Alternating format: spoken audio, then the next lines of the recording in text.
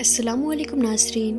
प्यारे नाज़रीन, कुछ ही दिनों के बाद में बकरीद का त्यौहार आने वाला है। इसीलिए सबसे पहले तो आप सभी इस्लामी भाई बहनों को एडवांस में बकरीद की बहुत बहुत मुबारकबाद। आपका दिल करे तो आप भी हमें कमेंट बॉक्स में बकरीद की मुबारकबाद लिख सकते हैं। नाज़रीन, आप सभी को मालूम है कि बकरीद का त्यौहार करीब आ चुका है। इसीलिए हाल ही में बकरीद को लेकर उत्तर प्रदेश के मुख्यमंत्री योगी आदित्यनाथ का भी एक बहुत बड़ा बयान सामने आया है, जिसके बारे में जानना आप सभी के लिए बहुत ही ज़्यादा ज़रूरी है। इसीलिए आप इस वीडियो को ज़रा भी स्किप मत कीजिए, आप इसको आखिर तक ज़रूर देखें। नाज़रीन, जैसा कि आप सभी को मालूम है कि पूरे भारत देश में उत्तर प्रदेश के मुख्यमंत्री योगी आदित्यनाथ को मुसलमानों के खिलाफ अजीबो गरीब बयान देने, मुसलमानों पर अजीबो गरीब कार्रवाई करने के लिए जाना जाता है। योगी आदित्यनाथ कभी नमाज के ऊपर गलत बयानबाजी करते हैं, तो कभी अजान को लेकर गलत बयानबाजी करते हैं, तो कभी योगी आदित्यनाथ बेकसूर मुसलमानों के घरों पर बुलडोज़र चलाने का हुक्म देते हैं। इसी वजह से योगी आदित्यनाथ सरकार के बनने से लेकर अब तक जितनी भी बार बकरीद का त्यौहार आया है, हर बार बकरीद के मौके पर कुर्बानी को लेकर एक तशवीश बनी रहती है। यानी कि हर बार ये संशय बनी रहती है कि पता नहीं इस बार योगी सरकार का क्या हुक्म जारी होगा, पता नहीं कौन सी अजीबोगरीब गाइडलाइन जारी होगी, क्योंकि बकरीद के मौके पर हर बार योगी आदित्यनाथ के तरह तरह के अजीबोगरीब बयान सामने आते रहते हैं। नाज़रीन, योगी सरकार ने इस बार यानी कि बकरीद 2026 में जो बड़ा बयान जारी किया है, उनमें से जो सबसे पहला और सबसे बड़ा बयान दिया है वो है गोवंश को लेकर। यानी कि योगी सरकार ने गोवंश की कुर्बानी को रोकने के लिए अपने आला अफसरों को सख्त हिदायत दी है। यानी कि उत्तर प्रदेश के मुख्यमंत्री योगी आदित्यनाथ ने इस बार बकरीद के मौके पर खास जानवर की कुर्बानी को रोकने के लिए खास पाबंदियां लगाई है। इसीलिए योगी सरकार ने अपने आला अफसरों को सख्त हिदायत दी है कि वो इस बात का सख्ती के साथ अमल करवाएं, क्योंकि आप सभी को मालूम है कि गाय के साथ हिंदू भाइयों की आस्था जुड़ी हुई है। हिंदू भाई बहन गाय को अपनी माता मानते हैं और उसकी पूजा करते हैं। इसी वजह से इस बार योगी सरकार ने गाय की कुर्बानी को रोकने के लिए ख़ास पाबंदियां लगाई हैं। इसीलिए नाजरीन, आप सबसे ये गुजारिश है कि इस बार यानी कि बकरीद 2026 के मौके पर आप ये गलती भूल कर भी ना करें।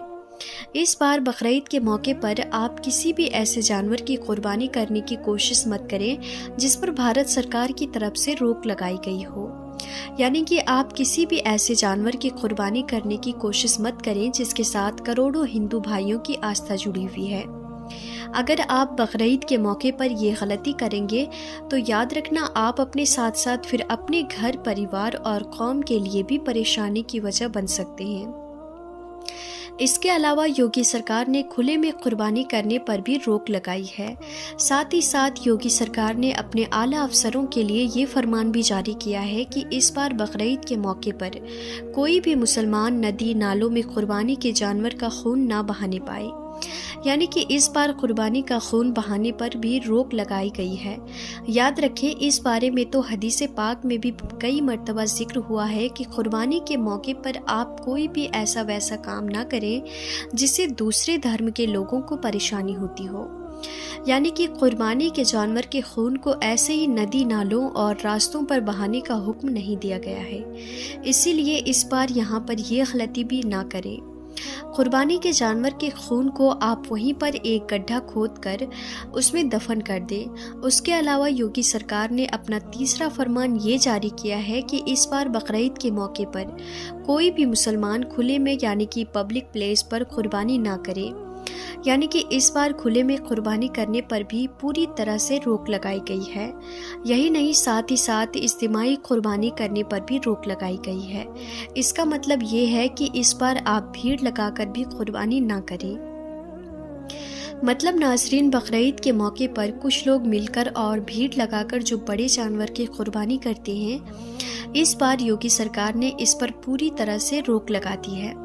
इस बार योगी सरकार ने ये साफ कर दिया है कि बकरीद पर जिस किसी को भी कुर्बानी करनी हो वो अपने घरों में रहकर कुर्बानी करे, यानी कि भीड़ लगाकर इज्तिमाई कुर्बानी ना करे। اس کے علاوہ یوگی سرکار نے اپنے اگلا فرمان یہ جاری کیا ہے کہ اس بار بقرعید کے موقع پر کوئی بھی جھوٹی افواہ نہ پھیلانے پائے۔ اس کے علاوہ یوگی سرکار نے اپنے اعلیٰ افسروں کو اس کا عمل کروانے کی سخت ہدایت دی ہے۔ اس کے علاوہ یوگی سرکار نے یہ بھی کہا ہے کہ جو لوگ قربانی کے جانور کی فوٹو یا ویڈیو سوشل میڈیا پر اپلوڈ کر کے ماحول کو خراب کرنے کی کوشش کرتے ہیں تو ان پر بھی سخت کارروائی کی جائے۔ اسی لیے ناظرین، اس بار بقرعید کے موقع پر آپ یہ غلطی بھی بھول کر نہ کریں اور قربانی کے جانور کی کوئی بھی فوٹو یا ویڈیو سوشل میڈیا پر اپلوڈ کر کے کسی بھی طرح کا کوئی دکھاوا نہ کریں۔ یاد رکھیں، قربانی صرف اور صرف اللہ کی رضا کے لیے کی جاتی ہے، کسی دکھاوے کے لیے نہیں کی جاتی۔ اسی لیے آپ قربانی کے جانور کی فوٹو یا ویڈیو سوشل میڈیا پر اپلوڈ کر کے قربانی کے جانور کی بے حرمتی نہ کریں۔ قربانی صرف اور صرف اللہ کی رضا کے لیے اور پورے اخلاص کے ساتھ کریں۔ تو ناظرین، اس بار یعنی کہ بقرعید پر آپ یہ غلطیاں بھول کر بھی نہ کریں۔ آپ ان باتوں کا ضرور خیال رکھیں۔ پیارے ناظرین، جیسا کہ آپ سبھی کو معلوم ہے کہ کچھ ہی دنوں کے بعد میں بقرعید آنے والی ہے اور بقرعید کے موقع پر مسلمان جانوروں کی قربانی دینے والے ہیں، لیکن جیسے ہی بقرعید قریب آتی ہے تو کچھ ناسمجھ لوگ اس کو لے کر طرح طرح کے سوال اٹھانے شروع کر دیتے ہیں۔ وہ کہتے ہیں کہ مسلمان بقرعید کیوں مناتے ہیں اور بے زبان جانوروں کی قربانی کیوں دیتے ہیں، اس کے پیچھے کی وجہ کیا ہے۔ آج کی اس ویڈیو میں ہم آپ کو بقرعید کو لے کر پوری معلومات دینے والے ہیں اور آپ کو بتانے والے ہیں کہ مسلمان بقرعید کیوں مناتے ہیں اور اس دن جانوروں کی قربانی کیوں دی جاتی ہے۔ اسی لیے آج کی یہ ویڈیو آپ سبھی کے لیے بہت ہی خاص ہے۔ آپ ہندو ہوں یا مسلم، آپ اس ویڈیو کو ضرور دیکھیں اور مہربانی کر کے اسے شیئر بھی کر دیں تاکہ بقرعید آنے سے پہلے یہ ویڈیو اور بھی لوگوں کے پاس میں پہنچ جائے۔ تو چلیے ناظرین، ویڈیو کو شروع کرتے ہیں۔ پیارے ناظرین، جیسا کہ آپ سبھی کو معلوم ہے کہ ہر تہوار کو منانے کے پیچھے کوئی نہ کوئی وجہ یا کہانی ضرور ہوتی ہے۔ اسی طرح سے بقرعید کو منانے اور قربانی دینے کے پیچھے بھی اسلام میں ایک واقعہ ہے۔ یاد رکھیں، اللہ تعالیٰ اپنے محبوب بندوں سے یعنی کہ اپنے نبی اور پیغمبروں سے بہت محبت کیا کرتا ہے اور وقت وقت پر ان کا امتحان بھی لیتا ہے۔ اسی طرح سے ایک بار حضرت ابراہیم علیہ السلام کا بھی امتحان لیا گیا۔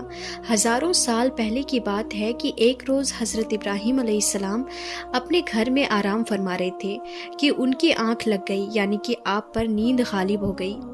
تبھی آپ علیہ السلام نے اپنے خواب میں دیکھا کہ اللہ تعالیٰ آپ سے فرما رہا ہے کہ اے ابراہیم، آپ اپنے سب سے پیاری اور عزیز چیز کو میری راہ میں قربان کرو۔ ناظرین، یاد رہے، نبیوں اور پیغمبروں کا خواب کبھی بھی جھوٹا نہیں ہو سکتا۔ اسی لیے حضرت ابراہیم علیہ السلام نے یہ خواب سچ جانا اور اپنی عزیز چیز کو اللہ کی راہ میں قربان کرنے کے لیے تیار ہو گئے۔ اس وقت حضرت ابراہیم علیہ السلام کے پاس میں کافی تعداد میں اونٹ ہوا کرتے تھے، اسی لیے صبح ہوتے ہی آپ نے ان اونٹوں میں سے 100 اونٹوں کی قربانی دے دی، یعنی کہ 100 اونٹ اللہ کی راہ میں قربان کر دیے۔ مگر پھر جیسے ہی دوسری بار آپ کی آنکھ لگی تو پھر سے اللہ تعالیٰ کی طرف سے آواز آئی کہ اے ابراہیم، آپ اپنی سب سے پیاری اور سب سے عزیز چیز کو میری راہ میں قربان کرو۔ تو اسی لیے پھر دوسرے دن حضرت ابراہیم علیہ السلام نے 200 اونٹوں کی قربانی دے دی، یعنی 200 اونٹ اللہ کی راہ میں قربان کر دیے۔ مگر پھر تیسری رات جیسے ہی آپ کی آنکھ لگی تو اللہ تعالیٰ کی طرف سے پھر سے وہی آواز آئی کہ اے ابراہیم، آپ اپنے سب سے پیاری اور سب سے عزیز چیز کو میری راہ میں قربان کرو۔ یہ سن کر آپ علیہ السلام سوچنے لگے کہ میرے لیے سب سے پیاری اور سب سے عزیز چیز تو میرا بیٹا اسماعیل ہے۔ آپ سوچنے لگے کہ اللہ تعالیٰ کہیں یہ تو دیکھنا نہیں چاہ رہا ہے کہ میں سب سے زیادہ پیار اپنے فرزند یعنی کہ اپنے بیٹے اسماعیل کو کرتا ہوں یا پھر اپنے خالق حقیقی سے کرتا ہوں۔ ناظرین، ہم آپ کو بتا دیں کہ حضرت ابراہیم علیہ السلام اور حضرت حاجرہ کا صرف ایک ہی بیٹا تھا، اور وہ بھی کافی دعا اور منت کرنے کے بعد میں اللہ تعالیٰ نے آپ کو بڑھاپے کی عمر میں عطا کیا تھا۔ اسی لیے حضرت ابراہیم علیہ السلام اور حضرت حاجرہ اپنے بیٹے اسماعیل سے بہت پیار کیا کرتے تھے۔ مگر جیسے ہی آپ علیہ السلام نے اللہ کا یہ حکم سنا تو آپ نے یہ ارادہ کر لیا کہ وہ اپنے سب سے عزیز چیز اور سب سے پیارے بیٹے اسماعیل کو اللہ کی راہ میں قربان کر دیں گے۔ اسی لیے پھر دوسرے دن حضرت ابراہیم علیہ السلام نے اپنی بیوی حضرت حاجرہ سے کہا کہ اے حاجرہ، اپنے بیٹے کو غسل کراؤ، نئے نئے کپڑے پہناؤ اور خوشبو لگا کر بالکل دولہے کی طرح تیار کر دو۔ آج ہم اپنے ایک دوست کے گھر دعوت پر جا رہے ہیں۔ یہ سن کر آپ کی بیوی حضرت حاجرہ بہت خوش ہوئی اور خوشی خوشی سے اپنے بیٹے حضرت اسماعیل کو تیار کر دیا۔ پھر جب حضرت ابراہیم علیہ السلام اپنے پیارے بیٹے اسماعیل کو لے کر فلسطین سے مکہ کی طرف روانہ ہونے لگے، تبھی آپ کے گھر میں ایک شیطان داخل ہوا اور وہ آپ کی بیوی حضرت حاجرہ سے کہنے لگا کہ اے حاجرہ، کیا تمہیں پتہ بھی ہے کہ تمہارے پیارے بیٹے کو کہاں پر لے جایا جا رہا ہے؟ تمہارے بیٹے کو تمہارا شوہر کسی دوست کے گھر دعوت پر نہیں لے جا رہا ہے، بلکہ تمہارے پیارے بیٹے اسماعیل کو قربانی کرنے کے لیے لے جایا جا رہا ہے، یعنی کہ مارنے کے لیے لے جایا جا رہا ہے۔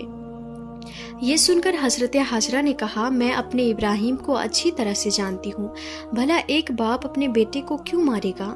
تو یہ سن کر شیطان نے کہا کہ تمہارے شوہر ابراہیم نے ایک خواب دیکھا ہے جس میں اللہ نے تمہارے پیارے بیٹے اسماعیل کی قربانی مانگی ہے، اسی لیے ابراہیم اس کو قربانی کرنے کے لیے لے جا رہے ہیں۔ تو یہ سن کر آپ کی بیوی حضرت حاجرہ فخر سے کہنے لگی کہ اے شیطان، تم پر لعنت ہو، اگر میرا بیٹا اللہ کی راہ میں قربان ہونے کے لیے جا رہا ہے تو میرے لیے اس سے بڑی خوشی کی بات اور کیا ہوگی؟ یہ تو میرا ایک بیٹا ہے، اگر میرے پاس میں ہزاروں اسماعیل بھی ہوتے تو میں خوشی خوشی سے ان کو اللہ کی راہ میں قربان ہونے کے لیے بھیج دیتی۔ یہ سن کر پھر شیطان حضرت اسماعیل علیہ السلام کے پاس گیا اور کہنے لگا کہ اے اسماعیل، کیا تمہیں پتہ بھی ہے تمہارے بابا تمہیں کہاں لے کر جا رہے ہیں؟ وہ تمہیں کسی دعوت میں نہیں بلکہ وہ تمہیں مارنے کے لیے لے جا رہے ہیں، وہ تمہیں اللہ کی راہ میں قربان کرنے کے لیے لے جا رہے ہیں۔ تو یہ سن کر حضرت اسماعیل علیہ السلام نے فرمایا کہ اگر میں اللہ کی راہ میں قربان ہو جاؤں تو میرے سے بڑا خوش نصیب پھر کون ہوگا؟ یہ سن کر شیطان بہت مایوس ہوا، اسی لیے پھر وہ حضرت ابراہیم علیہ السلام کے پاس پہنچا اور کہنے لگا کہ اے ابراہیم، اپنے پیارے بیٹے کو قربان کرنے کے لیے کیوں لے جا رہے ہو؟ تمہیں پتہ بھی ہے کہ تمہاری یہ قربانی اللہ کی بارگاہ میں قبول ہوگی بھی یا نہیں؟ اور دوسری بات، جب تم اپنے اس بیٹے کو قربان کر دو گے تو پھر بڑھاپے میں تمہاری خدمت کون کرے گا؟ بڑھاپے میں تمہاری دیکھ بھال کون کرے گا؟ یہ سن کر پھر حضرت ابراہیم علیہ السلام نے کچھ پتھر اٹھائے اور شیطان کو لعنتی کہہ کر مارنے لگے۔ یہ دیکھ کر شیطان وہاں سے بھاگنے لگا۔ ناظرین، کہا جاتا ہے کہ تبھی سے مکہ میں حج کے دوران شیطان کو پتھر مارا جانا شروع ہوا، اسی وجہ سے حج کے دوران شیطان کو پتھر مارا جاتا ہے۔ پھر حضرت ابراہیم علیہ السلام اپنے بیٹے کو ساتھ لے کر وہاں سے چل دیے اور آگے بڑھنے لگے۔ تھوڑی دور جانے کے بعد میں آپ نے اپنے بیٹے سے فرمایا کہ اے اسماعیل، کیا تمہیں پتہ بھی ہے کہ ہم آپ کو اللہ کی راہ میں قربان کرنے کے لیے لے جا رہے ہیں؟ تو یہ سن کر آپ کا بیٹا حضرت اسماعیل علیہ السلام کہنے لگے کہ بابا جان، اس سے بہتر میرے لیے اور کیا ہوگا کہ مجھے اللہ کی راہ میں اللہ کے ایک نبی قربان کرنے کے لیے لے جا رہے ہیں، لیکن بابا میری ایک التجا ہے، جب آپ میرا گلا کاٹو گے تو آپ وہ دیکھ نہیں پاؤ گے، اسی لیے پہلے آپ رسی سے میرے ہاتھ اور پاؤں کو اچھی طرح سے باندھ دیجئے، اور میں چاہتا ہوں کہ آپ بھی اپنی آنکھوں پر ایک پٹی باندھ لیں تاکہ آپ کو میرے گلے پر چھری چلاتے وقت ترس نہ آ جائے۔ بس پھر کیا تھا، حضرت ابراہیم علیہ السلام نے اپنے پیارے بیٹے اسماعیل کے ہاتھ اور پاؤں باندھے اور اپنی آنکھوں پر بھی ایک پٹی باندھی، اور پھر اپنے ہاتھوں میں ایک چھری لے کر آسمان کی طرف دیکھا اور کہنے لگے کہ اے میرے پروردگار، اگر آپ مجھے 1000 اسماعیل بھی دیتے تو میں خوشی خوشی کے ساتھ میں ان سب کو تیری راہ میں قربان کر دیتا۔ یہ کہہ کر آپ وہ چھری اپنے بیٹے اسماعیل کے گردن پر چلانے لگے۔ تو اتنے میں اللہ تعالیٰ نے فرمایا کہ اے جبرائیل، جلدی سے جنت سے ایک جانور کو لے کر زمین پر جاؤ اور اسماعیل کو وہاں سے ہٹا کر اس کی جگہ وہ جانور کو رکھ دو۔ ابراہیم امتحان میں کامیاب ہو گیا ہے۔ جیسے ہی حضرت ابراہیم علیہ السلام نے گردن پر چھری کو پھیرا تو خون بہنے لگا، مگر اس کے بعد میں آپ نے جیسے ہی اپنی آنکھوں سے پٹی کو ہٹایا تو آپ نے دیکھا کہ آپ کے پاس میں آپ کا بیٹا اسماعیل صحیح سلامت کھڑا ہوا ہے۔ پھر آپ نے جیسے ہی نیچے کی طرف دیکھا تو آپ نے دیکھا کہ اسی جگہ پر ایک دمبا جس کو ہم بھیڑ کہتے ہیں وہ قربان ہو چکا ہے۔ یہ دیکھ کر حضرت اسماعیل علیہ السلام نے اللہ کا شکر ادا کیا۔ اتنے میں غیب سے آواز آئی کہ اے ابراہیم، تمہارا یہ امتحان قیامت تک یاد رکھا جائے گا اور تمہاری سنت کو ایمان والے لوگ ہر سال یاد رکھیں گے اور ہر سال اللہ کی راہ میں قربانی پیش کریں گے۔ پیارے ناظرین، تبھی سے بقرعید کے موقع پر قربانی کا یہ سلسلہ شروع ہو گیا اور عید کے 2 مہینے 10 دن کے بعد میں بقرعید منایا جانے لگا، جو ہمارے دیش بھارت، پاکستان اور بنگلہ دیش جیسے دیشوں میں بھی 3 دن تک یہ تہوار منایا جاتا ہے، جبکہ غلف دیشوں میں 7 دنوں تک یہ تہوار منایا جاتا ہے، جس میں دمبا، بکرا اور حلال جانوروں کی قربانی دی جاتی ہے۔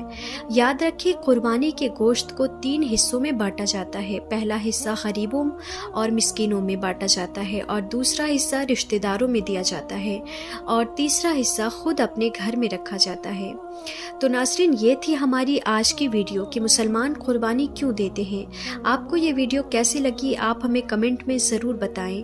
ہمارے چینل کو لائک، شیئر اور سبسکرائب ضرور کر دیں۔ تو ناظرین، ملتے ہیں پھر کسی نئی ویڈیو میں، تب تک کے لیے خدا حافظ۔